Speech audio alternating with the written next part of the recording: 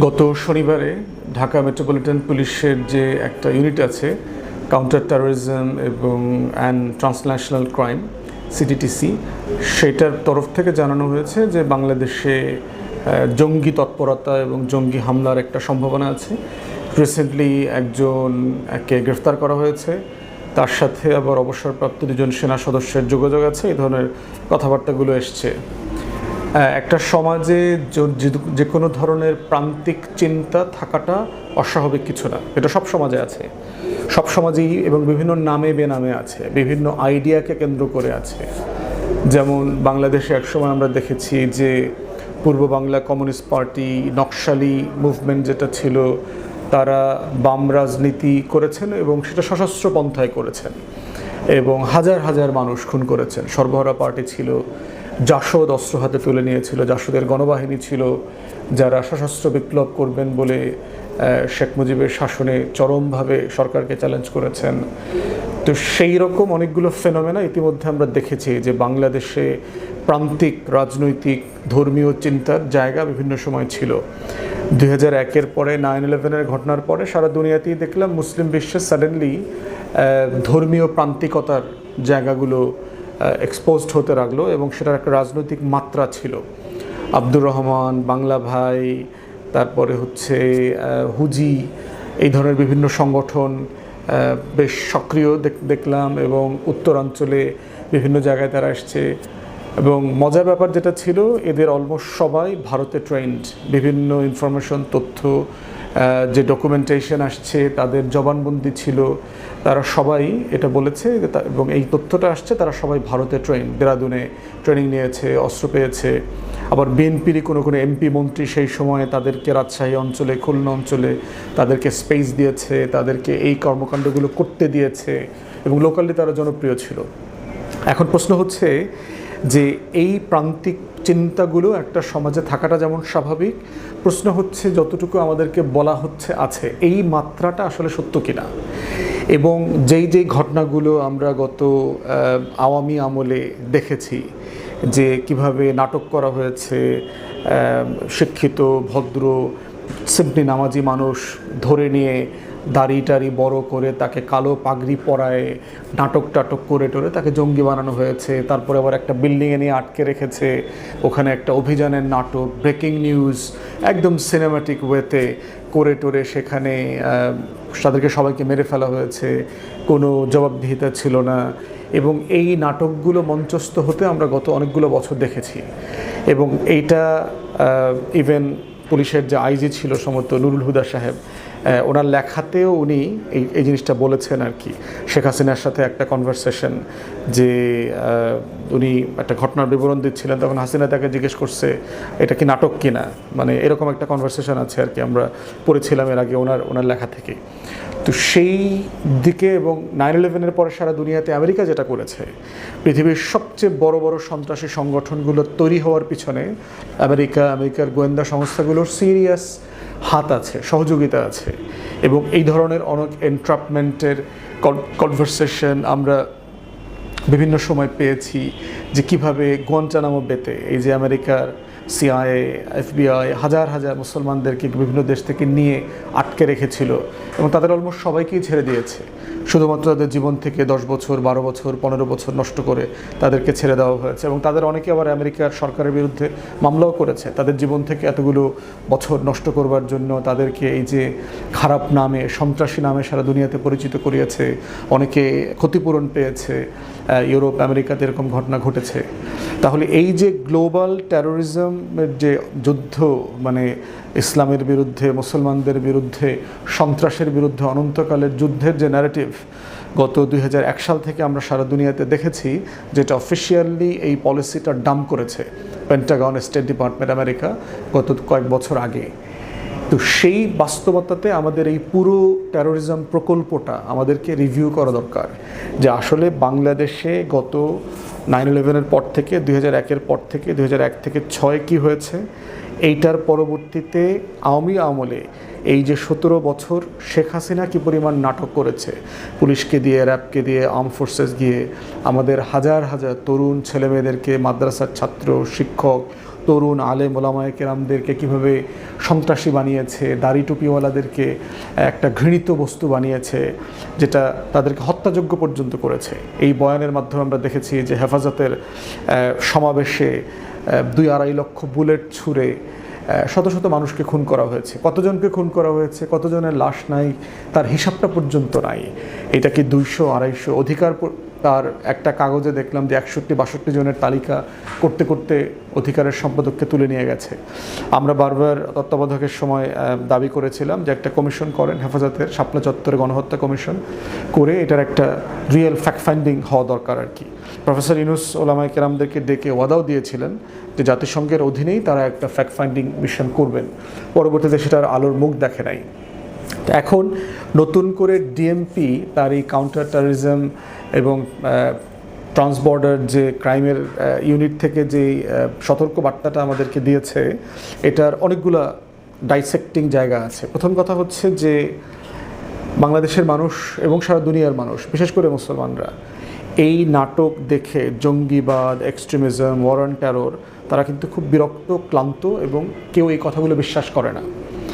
এবং সবাই মনে করে, ওভারঅল ইমপ্রেশন হচ্ছে যে একটা বড় ঘটনাকে ঢাকতে ফলস ফ্ল্যাগ অপারেশন করা হয়, একটা বড় রাজনৈতিক জনগোষ্ঠীকে বিব্রত করা, হেয় করা, আন্ডারমাইন করা, তাকে সন্ত্রাসী, জঙ্গি বলে তকমা দেবার চেষ্টার অংশ হিসাবে এই কাজগুলো করা হয়। বাংলাদেশে সেটা বারবার করা হয়েছে। অতএব আজকে ডিএমপি কি এক্স্যাক্টলি ওই রকম কোনো উদ্যোগ নিচ্ছে কিনা?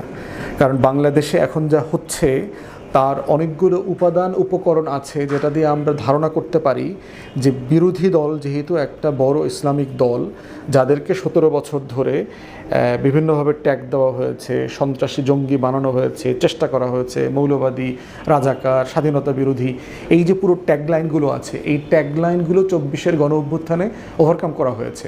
তারা ওভারকাম করে তারা প্রায় 3 কোটি মানুষের ভোট নিয়ে বিরোধী দল হয়েছে। এখন কি তাদেরকে আবার নতুন করে এই ট্যাগলাইনে ফিরিয়ে নিয়ে আসা হচ্ছে? বিএনপির মহাসচিব মির্জা ফখরুল সাহেব যে জামাতের রাজনীতি নির্মূল করবার যে ঘোষণা দিয়েছেন, এটাকে সে নির্মূল করবার প্ল্যান, এটাকে ঠিক একইভাবে সন্ত্রাস চাপিয়ে দিয়ে তাদেরকে এন্ট্রাপ করা হচ্ছে। ছাত্রদলকে দিয়ে সারা দেশে গায়ে পড়ে পায়ে পড়ে যেই সন্ত্রাসী কর্মকাণ্ড করবার চেষ্টা করা হচ্ছে, যেটা দিয়ে তারা আসলে রিয়াকশনটাকে মাঠে যাচ্ছে। রিয়াকশনটা হলে পরে তারপরে শিবির জঙ্গি, শিবির সন্ত্রাসী, জামাত শিবির মিলে দেশকে অস্থিতিশীল করবার চেষ্টা করছে, এইটা সেটা। এই যে বয়ান, 9/11-এর বয়ান, এই 1/11-এর বয়ান, তারপরে হচ্ছে জঙ্গি বয়ান, যেটা আওয়ামী ফ্যাসিবাদীরা দিল্লির প্রজেক্ট আকারে গত 17 বছর আমাদেরকে দেখিয়েছে, করিয়েছে, এটা কি আসলে সেই রিয়েলিটির দিকে আমাদেরকে টেনে নেওয়া হচ্ছে? এই জিনিসটা আমাদেরকে সিরিয়াসলি ডিএমপি প্রশাসনকে উত্তর দিতে হবে। তা না হলে ছাত্রদলের একদল গুন্ডা সন্ত্রাসীরা শাহবাগ থানায় ঢুকে একটা থানা ভাঙচুর করলো, অথচ পুলিশ এক বাদী হয়ে একটা মামলা পর্যন্ত করে নাই, নিঃশব্দে নিশ্চুপে এই কাজগুলো করেছে। চট্টগ্রামে সশস্ত্র অবস্থায় কয়েক ডজন ছাত্রদল নেতা গুন্ডাকে দেখলাম, তারা রামদা কিরিচাতে, একজনকে গ্রেফতার করা হয় নাই, কোনো সমালোচনা করে বিবৃতি দেওয়া হয় নাই, কোনো মামলা হয় নাই। উল্টো ঢাকার শাহবাগ থানায় যাদেরকে মারা হয়েছে, ডাকসুর নির্বাচিত প্রতিনিধি মোসাদ্দেক, জুবায়ের, তাদের মামলাটা পর্যন্ত নেওয়া হয় নাই। জুমা, সালমা, অনেককে, মেয়েদেরকে গায়ে পর্যন্ত হাত তোলা হয়েছে। আপনার মোসাদ্দেক এবং জুবায়েরের অনেক আচরণের সাথে আপনার দ্বিমত থাকতে পারে, অনেক বক্তব্যের সাথে আমারও দ্বিমত থাকতে পারে, কিন্তু তার গায়ে হাত তোলা, সে যখন মামলা করতে গেছে, তারপরে মাহমুদ যে ছেলেটা, আবদুল্লাহ আল মাহমুদ ছেলেটাকে যে অপদস্থ করা হয়েছে, মামলা না নিয়ে তাকে শাহবাগ থেকে ধানমন্ডি থানায় নিয়ে আটকে রাখা হয়েছে, পরে ডাকসু বিভাগে গিয়ে মুচলেখা দিয়ে তাকে আনতে হয়েছে, এই নাটকগুলো কিন্তু যথেষ্ট সন্দেহজনক। এবং যে সময়টাতে আপনারা এই নাটকগুলো করছেন, সরকারকে, প্রধানমন্ত্রীকে সমালোচনা করে ফেসবুকে পোস্ট দিলে গ্রেফতার করে নিয়ে যাচ্ছেন, তাহলে কি এইটার সেকেন্ড ফেজে কি আপনারা জঙ্গি নাটক বানানোর চেষ্টা যাবেন? আপনারা কি নতুন করে ঘটনা ঘটাবেন, নাটক তৈরি করবেন, নাটক তৈরি করে তারপরে এই লোকগুলোকে জঙ্গি তকমা দেওয়াবেন? একসময় সে শিবিরের সাথে ছিল, জামাতের সাথে ছিল, হেফাজতের সাথে ছিল, অমুক মাদ্রাসায় পড়ছে, দাড়িওয়ালা, টুপিওয়ালা, অমুক হুজুরের মুরিদ, এরকম ব্যাপারটা। থার্ড জিনিস হচ্ছে, আমাদের যারা এই অ্যান্টি টেরোরিজম নিয়ে কাজ করেন তাদের অলমোস্ট কারোই সে আপনি বাংলাদেশে মানবাধিকার হোক, আইনজীবী হোক, আইনশৃঙ্খলা বাহিনীর সদস্য হোক, আমলাতন্ত্রের লোক হোক, কারোই তেমন সিরিয়াস ইসলামিক থিওলজি নিয়ে লেখাপড়া নাই। যে ইসলামিক থিওলজিতে যে ডিফারেন্ট স্কুল অফ থট আছে, বিভিন্ন মাযহাব আছে, বিভিন্ন ইখতিলাফের জায়গা আছে, ওলামায়ে কেরাম এবং বিভিন্ন মসজিদ, মাদ্রাসা, খানকার শত বছর, হাজার বছরের যে ডিফারেন্সগুলো আছে, এই ডিফারেন্সগুলো সম্পর্কে তাদের ন্যূনতম কোনো আইডিয়া নাই, লেখাপড়া নাই। যেটা ওয়েস্টার্ন কান্ট্রিগুলোতে পর্যন্ত আমরা দেখেছি যে তারা যখন এগুলো ডিল করতেছে তাদের খুবই সফিস্টিকেটেড লেখাপড়া আছে। অতএব এই কথায় কথায় ইসলামিক বই পাইলেন, আপনি এটাকে জঙ্গি বই, জঙ্গি পুস্তকাদি সহ পাওয়া গেছে বলে একগুচ্ছ বই রেখে সামনে আপনি মিডিয়াতে দিয়ে দিলেন, তাদেরকে ওয়াকিং করাইলেন, হাঁটাচলা করাইলেন, তাদেরকে ভিজিবলি শত্রু জঙ্গি বানায় দিয়ে সমাজ থেকে আইসোলেট করলেন। এই কাজগুলো করে লাভ হয় নাই, ফায়দা হয় নাই, এটা সিম্পলি ওয়ার্ক করে নাই। এভাবে টেরোরিজম ডিল করে না মানুষ পৃথিবীতে। ফোর্থ হচ্ছে যে এই সিচুয়েশনগুলো আসলে যদি সিরিয়াসলি কোনো যুবক তরুণদের মধ্যে থাকে তাহলে তাকে ডিল করবেন কিভাবে? প্রশ্ন হচ্ছে অ্যাজ ইট স্ট্যান্ডস নাও 2026 সালে টেরোরিজমে ইনভাইটেড হওয়া অথবা এই প্রান্তিক ধর্মীয় চিন্তার দিকে ধাবিত হওয়ার উপকরণটা কী, ট্রিগার পয়েন্টটা কী, দেশে এমন কি হয়েছে অথবা আঞ্চলিক জায়গাতে ইসলাম মুসলমানদের উপরে এমন কি হয়েছে যেটা সাডেনলি এই এপ্রিল মাসে এসে জঙ্গি তৎপরতাকে ট্রিগার করবে? কোন ঘটনা ট্রিগার করতেছে? অতএব সেই ঘটনাগুলো কি কি সেটাকে ডাইসেক্ট করা দরকার। এইটা কি আমার দেশের কোনো ঘটনা? আমার দেশে ইসলামপন্থীদের উপর জুলুম নির্যাতন হচ্ছে, আলেম ওলামায়ে কেরামদেরকে হেয় করা হচ্ছে, জেলবন্দি করা হচ্ছে, মিথ্যা মামলা দিয়ে হেনস্থা করতেছে, কোনটা তার মধ্যে রিয়াকশন তৈরি করতেছে? সেরকম কোনো ঘটনা কি ঘটতেছে? এটা কি ভারতের কোনো ঘটনা? ভারতে প্রায় 60-65 লক্ষ মুসলমানদেরকে ভোটার তালিকা থেকে বাদ দেওয়া হয়েছে, স্পেশাল ইন্টেন্সিভ রিপোর্টিং নাকি একটা করছে SIR-এর নামে। তো সেটার রিয়াকশন সেটা আসলে কি? বার্মায় রোহিঙ্গা মুসলমানদের আরাকানে যে জুলুম নির্যাতন হচ্ছে তার তো কোনো ইমিডিয়েট কোনো বড় ঘটনা ঘটে নাই, এটা তো একটা চলমান ঘটনা। তাহলে কি ঘটনা বাংলাদেশের হঠাৎ করে সাডেনলি জঙ্গি এর উপকরণটা ট্রিগার করবে? এটার কারণটা কি? মানে এটার তো কোনো বেইজ কারণ দেখতে পাচ্ছি না। আওয়ামী লীগের রাজনীতি ওপেন করে দিচ্ছে, আওয়ামী লীগ মিছিল মিটিং করতেছে, মানে কি হয়েছে দেশে? তো সেই জায়গাগুলো আমাদের ডিএমপি এবং আইনশৃঙ্খলা বাহিনীর কাছ থেকে পরিষ্কার আসা দরকার, যে যাদেরকে আপনারা ধরেছেন, যাদের কাছ থেকে আপনারা তথ্য পাচ্ছেন তাদের কাছ থেকে বলা দরকার, যতটুকু সম্ভব পাবলিক ইনফরমেশন দেওয়া দরকার। তা না হলে আপনাদের কথা কেউ বিশ্বাস করবে না। এরপরে হচ্ছে যে এই প্রত্যেকটা কাজের সাথে দেশের গুরুত্বপূর্ণ আলেম ওলামায়ে কেরামদেরকে ইনভলভ করা দরকার। আলেম ওলামায়ে কেরামরা যারা সম্মানিত, আপনাদের ওই আওয়ামী দালাল হুজুরদেরকে দিয়ে, যেসব হুজুররা হাসিনার সাথে দেশ ছেড়ে পালায়, এইসব হুজুর দিয়ে হবে না। ফরিদুদ্দিন মাসুদ, মেজবা কামাল টাইপের হুজুর টুজুর দিয়ে এগুলো হবে না। মেজবাউদ্দিন মাসুদ, এইসব বাটপার হুজুর দিয়ে এগুলো হবে না। খুবই সম্মানিত সব মহলে এবং টেরোরিজম নিয়ে লেখাপড়া আছে, দেশে বিদেশের ফেনোমেনা জানেন।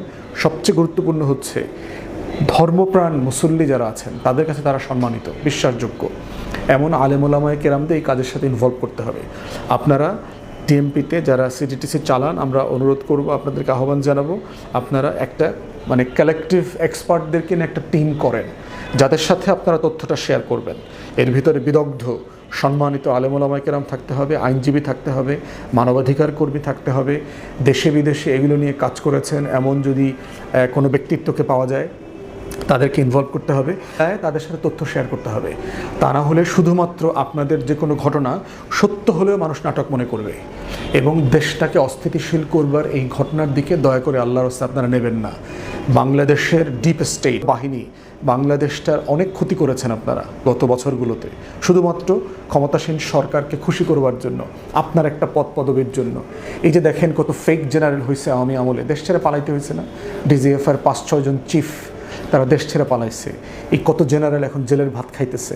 এগুলো কি সম্মানজনক দেশের জন্য, ব্যক্তির জন্য, আমার স্বাধীনতা সার্বভৌমত্বের জন্য, আমার আর্ম ফোর্সেসের জন্য? এগুলো সম্মানজনক না।